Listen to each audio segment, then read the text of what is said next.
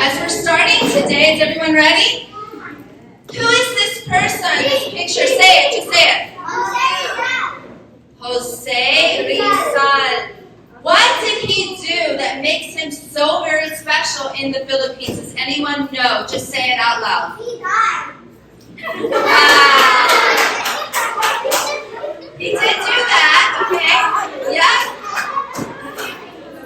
Die well if you're going to die. Okay, what did he do while he was alive? Why do we have a day that we celebrate José Rizal? Why is his picture all over the place in the Philippines? Why is he famous? He did write books. Yeah, so one of his most famous ones is called Don't Touch Me, or Nole Mi Tangere, which is Italian, and I don't speak Italian, but he wrote the book in another language. What other language did he write his book in? Spanish. Because during that time, the Spanish it was a colonized place, and so people learned Spanish as their main language. Most of the people spoke Spanish, so he wrote in Spanish. So, here is what I want to talk to you about, writing. Do you know there's an old statement that was coined in the 1800s that the pen is more powerful than the sword. The pen is more powerful than the sword. This is because most revolutions, maybe I would say all revolutions, start not with the sword, but with someone writing what they believe and people going, yeah, I believe that too. And they get the information out, and that's what starts a revolution.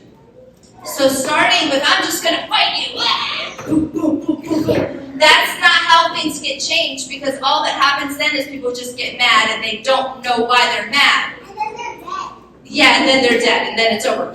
But writing is very powerful, reading is very powerful, and we know that God has decided that his main revelation to people, besides just Jesus coming in the flesh, which is number one, is the Bible, which is a book.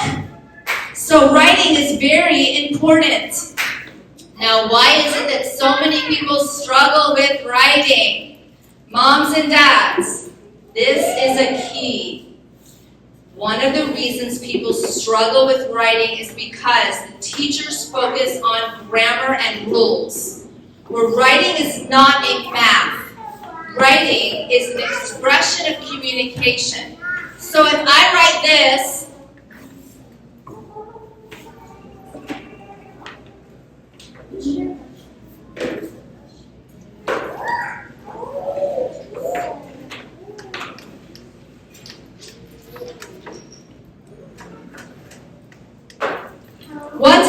what is this? Read it for me. I am so happy today. Now, did I communicate with you how I feel? No.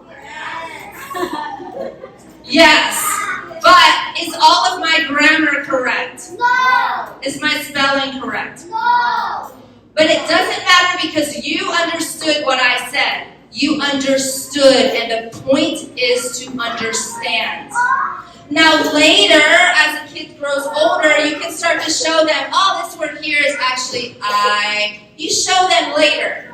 But you don't focus on that first, because what you want is communication. And that allows the child to use that creative imagination. Okay, how do we create good writers? We create good players. When you play and you create a storyline, I have a little man, and my little man went to the store. When he got to the store, he said, there's nothing here! There's no food! I need food! And the store owner said, the food is coming. It's on the way. It'll be here soon. And I'm just playing. You think I'm just playing, but you know what I'm doing? I'm creating images that make a good writer. because I'm organizing and communicating thoughts. So parents, don't worry that your child doesn't have a period at the end of the sentence. No capital letter. They write letter I like this. They start off letter I. Mali siya, mali. Write your capital letter. No, don't worry, just leave it. If they can communicate what they mean to you, leave it. And then what you can do, sometimes what we do as teachers, is we say, wow, that's so great. Do you mind if I write right above it, kind of write some things that will help you to understand how other people would be able to spell it? And then you can write this.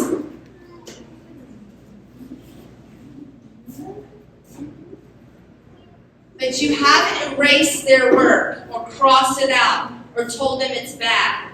Instead, you're just showing them, this is kind of how other people spell it, but it doesn't matter. I know what you meant. So you focus on the meaning. If you don't correct it at all, it's still okay.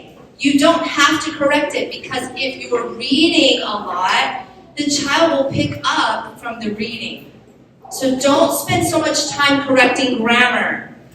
I know A.C.E.S has run into this with school ministry students. I have too. They're afraid to express themselves, and so they pull it off of Wikipedia or something like that, because they're afraid to write something because they're going to be corrected. So don't correct. Instead, focus on communication and what did you mean? So you don't have to write it down. I'll write it down. All right. Here's an example. This would be like between grade 1 and 3 kind of writing.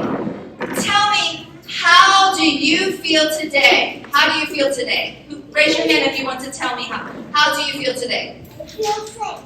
Okay, so she said, I don't know if you can even see this, I feel sick. Now, I just wrote what she said, but she is the writer. She's the writer, I'm just putting down what she said.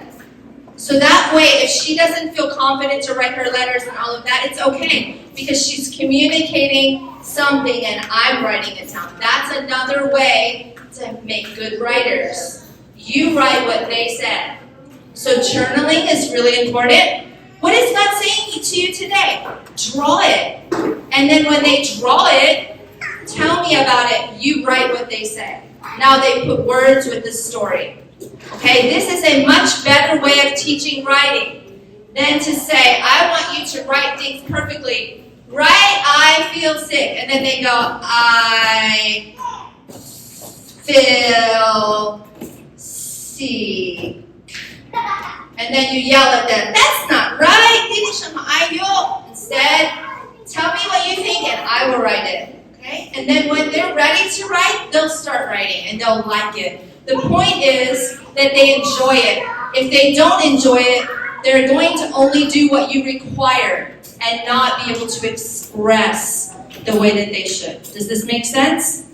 Okay, I hope that's a blessing. All right, see ya. Bye.